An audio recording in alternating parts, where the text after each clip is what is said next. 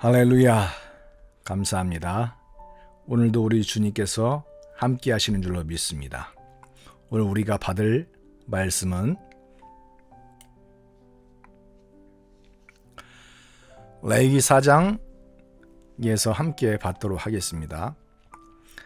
만일 이스라엘 온 회중이 여호와의 금령 중 하나라도 그릇 범하여 허물이 있으나 스스로 깨닫지 못하다가 그 범한 죄를 깨달으면 회중은 수송아지를 속죄제로 드릴지니 35절 사함을 얻으리라.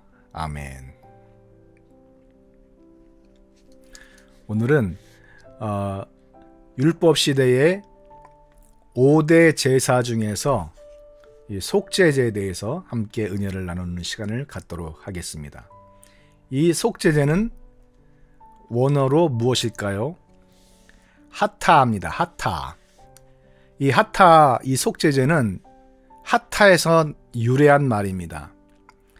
이 하타는 죄를 짓다, 그리고 상실하다, 그리고 정하다라는 뜻을 가지고 있습니다.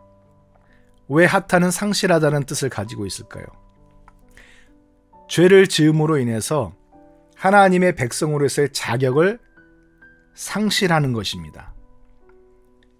그 양심을 잃어버리고, 영을 잃어버리고, 존귀를 잃어버리고, 하나님과의 관계가 다 깨지고 잃어버리고 상실되는 것을 말하고 있는 것입니다.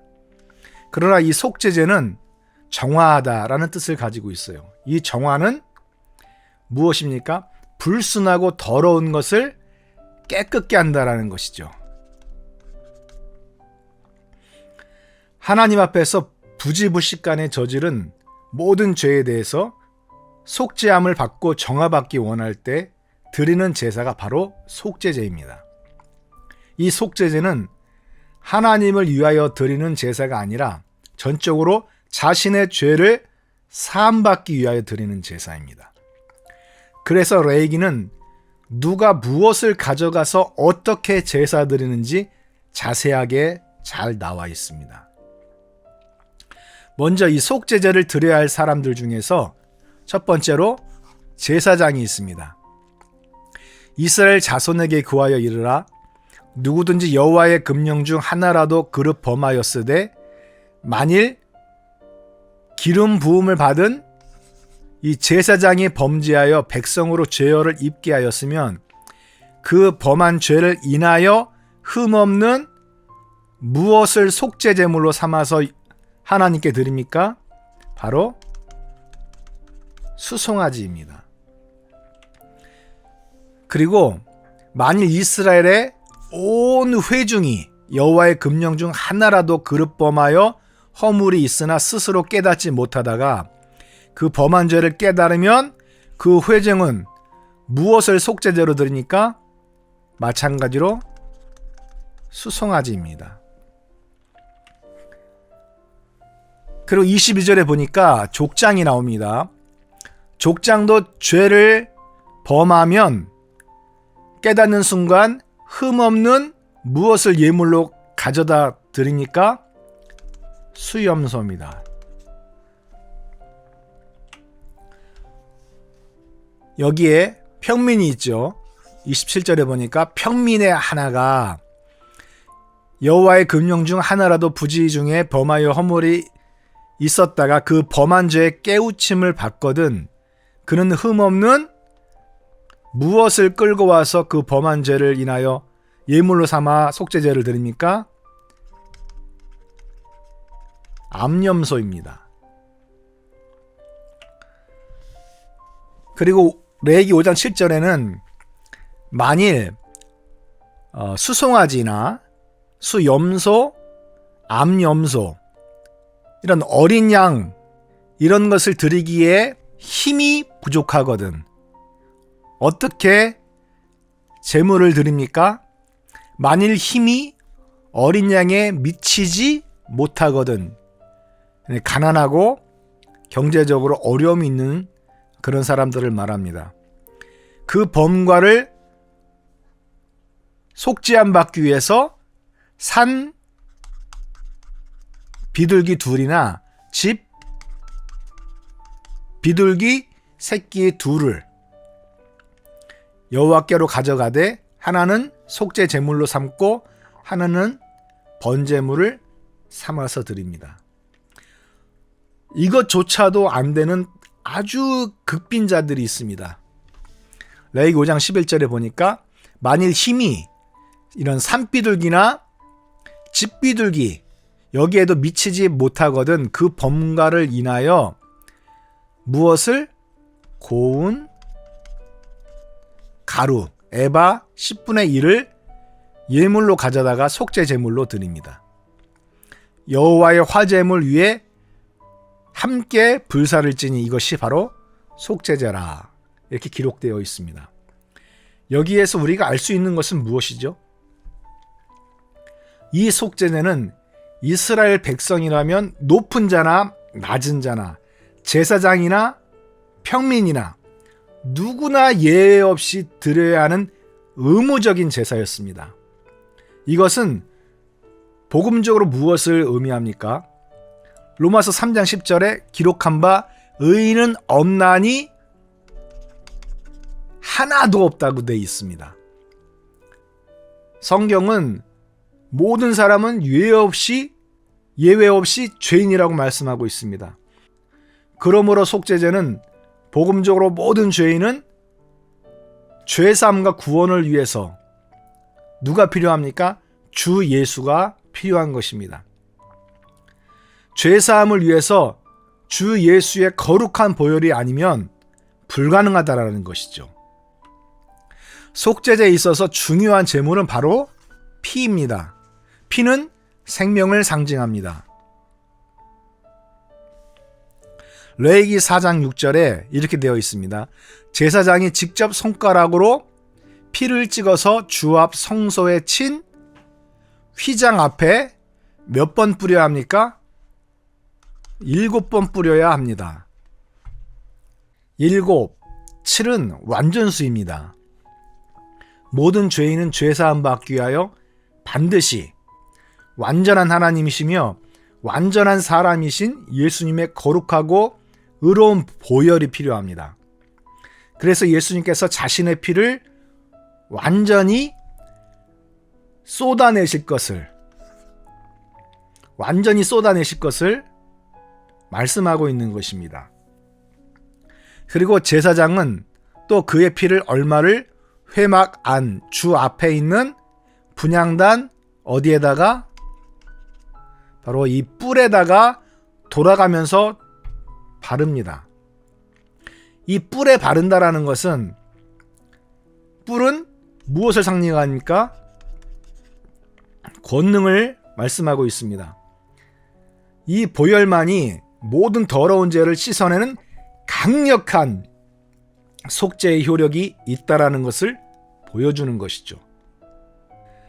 히브리서 10장 1절에서 18절에 보면은 특별히 율법은 장차 오는 좋은 일에 무엇으로 되어 있습니까? 그림자요 참형상이 아니므로 해마다 늘 드리는 바와 같은 제사로는 나오는 자들을 언제든지 온전케 할 수 없느니라. 그러나 이 제사들은 해마다 죄를 생각하게 하는 것이 있나니 황소와 염소의 피가 능히 죄를 없이 하지 못함이니라.